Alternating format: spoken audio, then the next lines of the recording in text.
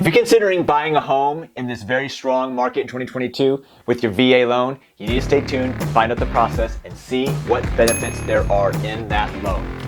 Okay, so the first thing you need is you need a certificate of eligibility. We call it the COE. You can go to the VA website and download that, or if you're working with a great lender, they can also get that. And I'll tell you, they actually get that form faster than you will.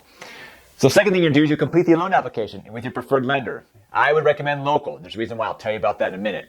Once the lender reviews your file and has your COE, they'll make a decision to either write you a pre-approval letter or give you steps to fix any issues that are in your file. Should you be fully underwritten or just have a pre-approval? Now listen to this. This is really important. Being fully underwritten gives you a leg up when you're in a multiple offer situation. It shows the seller and the seller's agent that an underwriter has completely reviewed your file and they are committed to extend you a loan for a property. Now, I suggest that you get fully underwritten to your max, even if you don't want to go that high with your budget. Okay, let's talk about this example. So the house you love is $700,000 and you're fully underwritten with your lender up to $900,000. You don't want to go there, I get it. If you're in a multiple offer situation for that home and you need to bid the price up 10% over list price, this house is still within your budget and you have demonstrated to the seller that it's way under what you've been fully underwritten for by your lender. I know you're asking me this, Tim, wait, can a VA buyer waive the financing and appraisal contingency? Well, the answer is no, you can't. But our team would be happy to show you how we can structure the financing and appraisal contingency to your advantage based on many factors, such as this. If you are fully underwritten by the lender, maybe you can have a one-day financing contingency that expires. Why is that important? Because you've already been fully underwritten.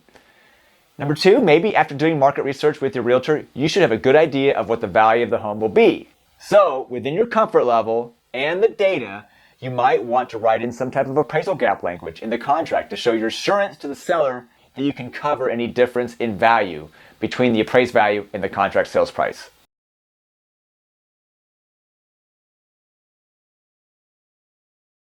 Once the appraiser goes out to the property and they read all their data and they look at all the comps that have recently sold, they're going to come up with a value.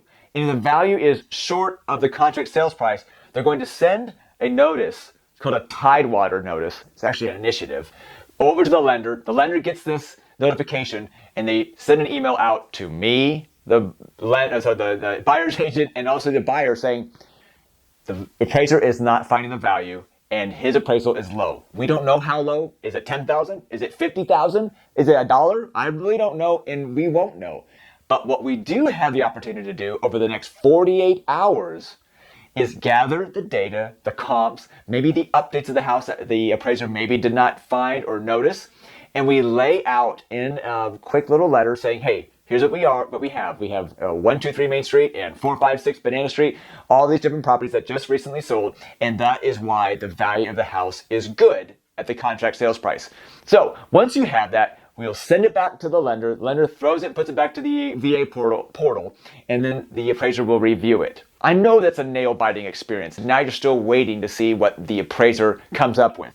Most of the time, after we have given them comps that show that the value is there, what will happen is you get the notice of value. It'll be at contract sales price or slightly above, but that's what you want to do right then. But guess what? In case it is still low, you still have one other solution. It's called an ROV. That's called a reconsideration of value. So what that means is that you can then, as the borrower, write a letter to the VA. You can tell them why you feel the value is at the contract sales price. You need to give data. So you can go back and say, here's what I saw. 123 Main Street sold for X, and 456 Banana Street sold for this. And 123 Banana Street did not have this, but the house that I'm buying does. Or whatever it may be. But you can then lay out the reason. Give the data, why this one sold for this price recently. You send it over to the VA. The lender will send it and put it on the portal, and then they will review that. It's an ROV. Now, it could come back quickly. It could take some time. But depending on how much time you have until closing, you may be able to wait on that. Now, that's a big, big advantage you have as a VA borrower. It's protecting you, but it's also giving you a potential advantage to actually tell the VA that this is the value of the house and I think it's worth this much.